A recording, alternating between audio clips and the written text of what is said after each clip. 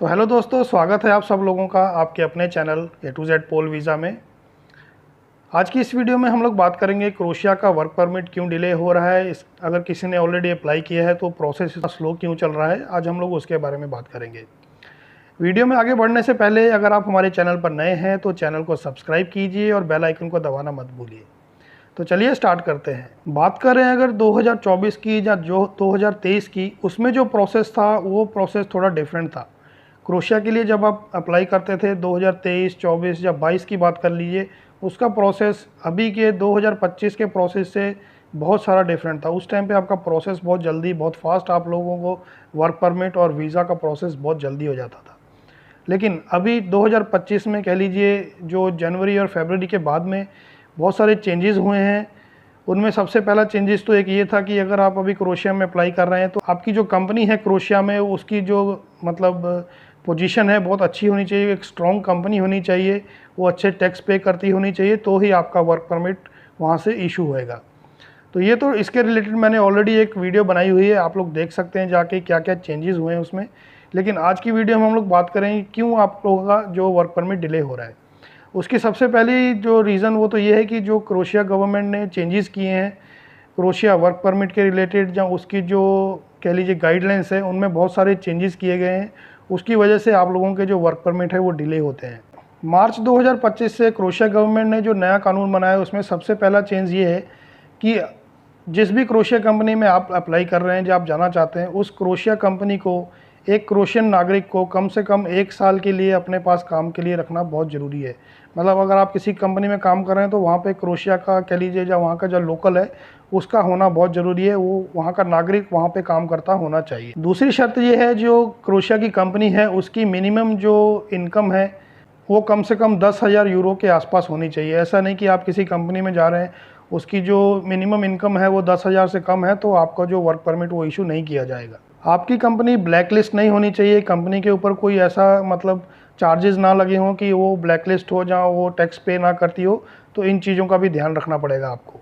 दूसरा, जो भी फॉरेन वर्कर उस कंपनी में काम करने के लिए जा रहा है, उसके रहने की, खाने की और जो भी फैसिलिटीज़ वो दे रही हैं उनको अच्छे से मेंशन करना पड़ेगा। उनको मतलब गवर्नमेंट को बताना पड़ेगा उस कंपनी को कि हाँ, हम इस एम्प्लॉयर को ले रहे हैं इस कंट्री से और हम उसको ये फैसिलिटीज़ देंगे। ये शर्तें अगर आपकी कंपनी नहीं फॉलो करती है या उनको पूरा नहीं करती है तो आपका वर्क परमिट है जो वो इशू नहीं होएगा, उसमें डिले होएगा। बात करें कि आपको ऑलरेडी वर्क परमिट मिल चुका है, आपका वर्क परमिट ऑलरेडी प्रोसेस में है, तो उसमें देरी क्यों हो रही है। सबसे पहली वजह तो ये है कि बहुत सारी एप्लीकेशंस पूरे वर्ल्ड से जब एप्लीकेशंस होती हैं, आप ये मत सोचिए कि आप अकेले ही हैं एप्लीकेशन करने वाले। पूरे वर्ल्ड से जब अलग अलग कंट्रियों से एप्लीकेशन होती हैं तो फिर एप्लीकेशन ज़्यादा हो जाती हैं, तो उनकी वजह से भी एक डिले होता है। ज़्यादा एप्लीकेशन से क्या होता है कि जो वर्कलोड बढ़ जाता है और जो आगे जो मतलब प्रोसेस बहुत स्लो हो जाता है, जिसकी वजह से वहाँ पे एक ब्लॉकेज जैसा बन जाता है। तो फिर आपका जो प्रोसेस है वो डिले हो जाएगा, क्योंकि पीछे से एप्लीकेशन और आ रही हैं लेकिन आगे जो सॉर्ट आउट नहीं हो रहा है। दूसरा मेन रीज़न ये होता है कि बहुत सारी कंपनीज़ आपका वर्क परमिट ही अप्लाई नहीं कर पा रही हैं, क्योंकि वो या तो शर्तें पूरी नहीं कर रही हैं, तो जहाँ फिर वहाँ पे जो एप्लीकेशन का प्रोसेस है बहुत ज़्यादा है, मतलब लोगों ने एप्लीकेशन किया हुआ है जिसकी वजह से गवर्नमेंट एप्लीकेशंस ना ले रही हो। तो ये भी एक रीज़न हो सकता है आपके डिले होने का।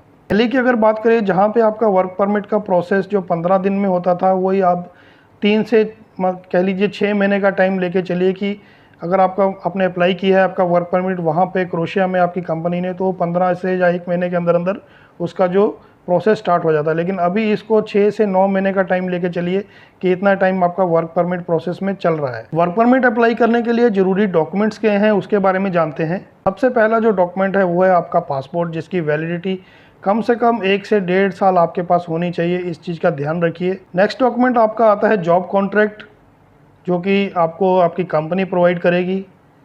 नेक्स्ट आता है आपका डॉक्यूमेंट आपका हेल्थ इंश्योरेंस कह लीजिए या ट्रैवल इंश्योरेंस। नेक्स्ट जो मेन डॉक्यूमेंट है वो आपका पीसीसी। क्रोशिया के लिए आपको पीसीसी पहले लेना पड़ेगा, बिना पीसीसी के आपका क्रोशिया का जो वर्क परमिट है वो अप्लाई ही नहीं होएगा। नेक्स्ट जो मेन डॉक्यूमेंट है वो है आपका एकोमोडेशन प्रूफ। आपके पास प्रूफ होना चाहिए कि आपकी जो क्रोशिया की कंपनी है वो आपको एकोमोडेशन दे रही है। नेक्स्ट एक मेन डॉक्यूमेंट है वो है आपका बैंक स्टेटमेंट। अगर आपको कोई कहता है कि आपको बैंक स्टेटमेंट की ज़रूरत नहीं है, लेकिन ऐसा नहीं है, आप अपने पास बैंक स्टेटमेंट जरूर रखिए लास्ट 6 महीने की, उसमें कुछ पैसे आपके पास होने चाहिए। तो वीज़ा ऑफिसर है उसको लगे कि आप अपने आप को, अगर आपको 1 महीना या 2 महीना सैलरी नहीं मिलती है तो आप खुद को सपोर्ट कर सकते हैं। इन सब चीज़ों से बचने के लिए जो डिले हो रही है उससे आपको समाधान क्या करने हैं, आपको क्या क्या इंस्ट्रक्शंस का फॉलो करना है कि आपका जो वर्क परमिट डिले ना हो। सबसे पहले तो इस चीज़ के बारे में जानिए कि आपकी जो कंपनी है क्रोएशिया में वो सभी शर्तों को पूरा करती है। उसके पास जो भी काम कर रहे हैं वो टैक्स पे कर रही है, उनको सैलरी टाइम पे दे रही है, उनको एकोमोडेशन अच्छे से मिल रहा है। इन सब चीज़ों को अच्छे से चेक कीजिए। नेक्स्ट, आप हमेशा इस चीज़ का ध्यान रखिए कि आपके जो डॉक्यूमेंट्स है जो आपको आपकी कंपनी ने प्रोवाइड किए हैं, जो अपनी तरफ से जो आपने डॉक्यूमेंट्स लगाने हैं वो पूरी तरीके से रेडी होने चाहिए। ऐसा नहीं कि उसमें कोई डॉक्यूमेंट्स मिसिंग हो और फिर आपका जो प्रोसेस है वो डिले हो जाएगा। दूसरा, अगर आपका प्रोसेस डिले हो रहा है तो आपने किसी एजेंट से किया है या एजेंसी से किया है, और अपनी कंपनी से हमेशा बातचीत करते रहिए, उनके साथ मतलब आपका कन्वर्सेशन होता रहना चाहिए, उनसे अपडेट लेते रहिए। तो दोस्तों, ये थे कुछ रीजंस जिस वजह से आप लोगों के वर्क परमिट में, जो वर्क परमिट प्रोसेस में जो डिले हो रहा है क्रोएशिया के, आज हमने उसके बारे में बात की। वीडियो अच्छी लगी हो तो वीडियो को ज़्यादा से ज़्यादा शेयर कीजिए, लाइक कीजिए और चैनल को सब्सक्राइब करना मत भूलिए। मिलेंगे नेक्स्ट वीडियो में, तब तक के लिए thank you very much and good bye.